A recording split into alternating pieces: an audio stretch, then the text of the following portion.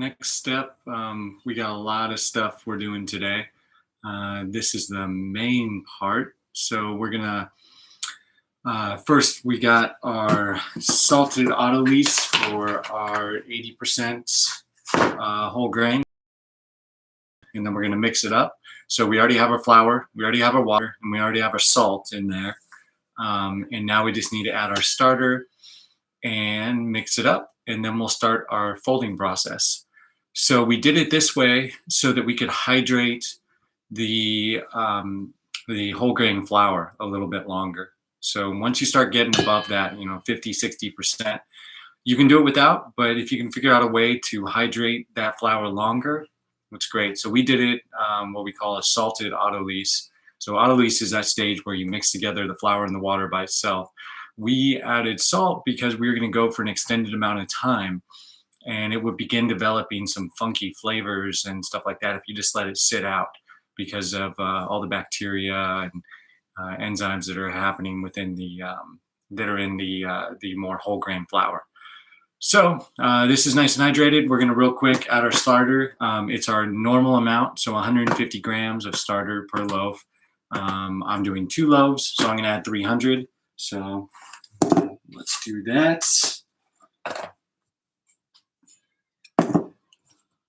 Our starter's all nice and ready. And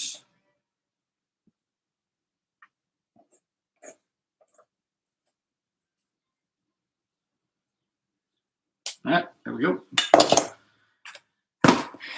And now you just get in there and work it on in.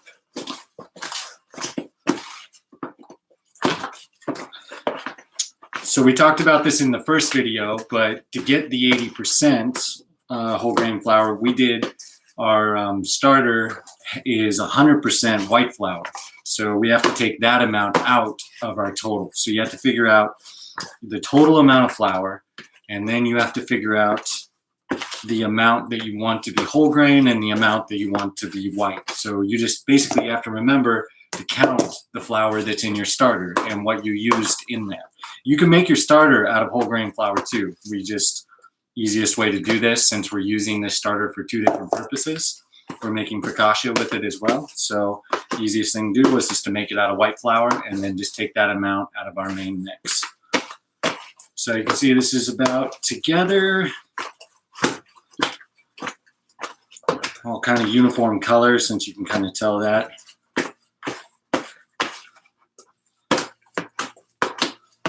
All right, now we got flour, water, salt, starter. Done. So now we'll start our folding process after it rests for half an hour, and then we'll same thing, 4 or 5 folds, and then we'll shape it after it's proofed. So nice and easy. After I give it a fold, I'll probably take it out and oil this container and put it back in, and little lid.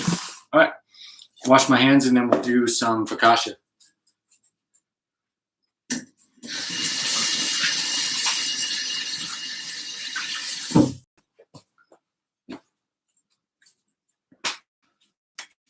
Okay, so I'll write down some measurements. I put them on the Google Doc.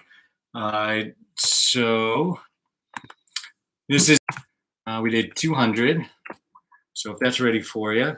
And then right now we're going to do our regular autolyse. So make sure I get this right. Water is 560. It's going to be mostly white flour, and it's going to be a little bit more hydrated. So it's going to feel a little bit loose, which is going to be good. That's what we're looking for.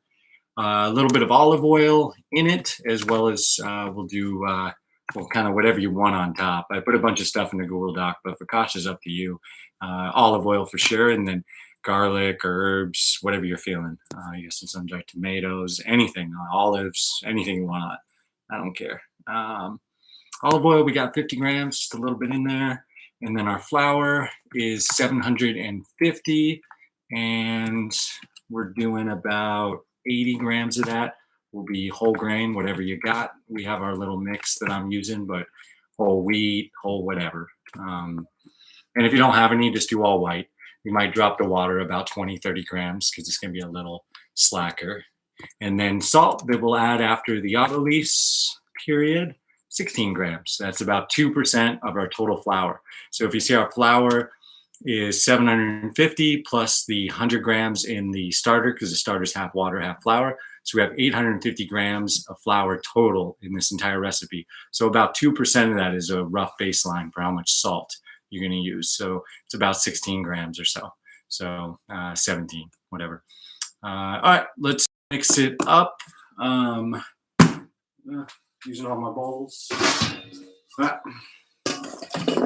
So 20-gram starter. Let's, not break the computer. Just get your starter in there.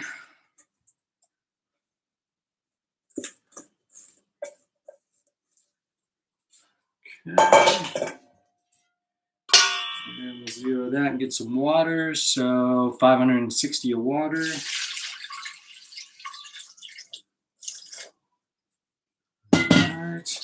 You give that a little stir if you want. Stir. And then I don't want that thing in there.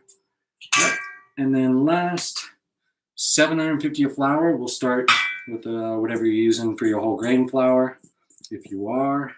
So about 80 of those. Perfect. And then we'll just continue to 750. 750 total.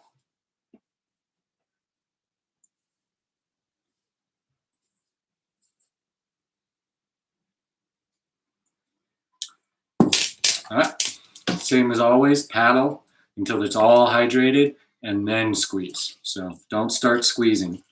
You get a bunch of lumps. So they're all mixed up.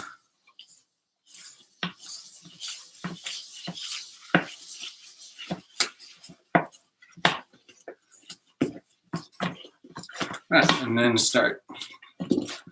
Through, get everything offside.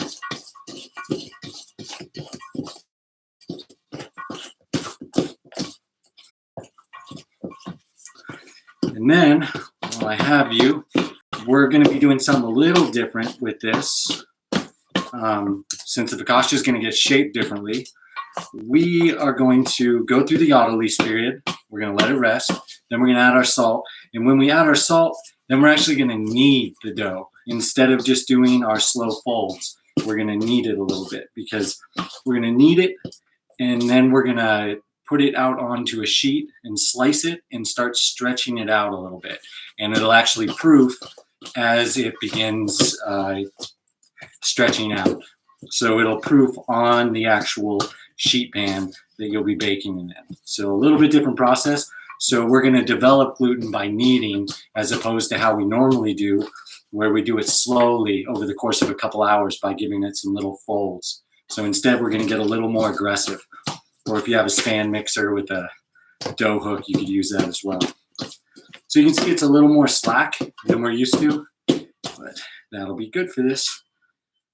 All right, clean off, let this rest, and we'll come back half an hour. We'll do our folds for our whole grain, and we'll add our salt to this. Perfect. See you guys in a bit.